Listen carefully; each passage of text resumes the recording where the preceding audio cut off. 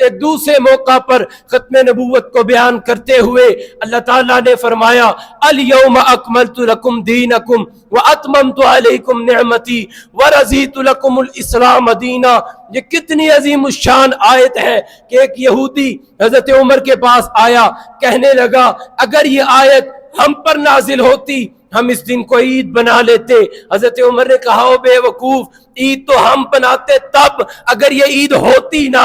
فرمایا الحمدللہ الذی جعلہ لنا عیدا، اللہ نے تو اسے عید بنا کر بھیجا ہے۔ حضرت ابن عباس فرماتے ہیں اس دن عجیب اتفاق تھا، عرفہ کا دن تھا، عید کا دن تھا، جمعہ کا دن تھا، مسلمانوں کے لیے عید کا دن ہے، اور پھر اس سے بھی آگے بڑھ کر اس دن عیسائیوں کی عید تھی، اسی دن مجوسیوں کی عید تھی، یہودیوں کی عید تھی۔ اللہ نے اپنے پرائے کوئی فرق نہیں کیا۔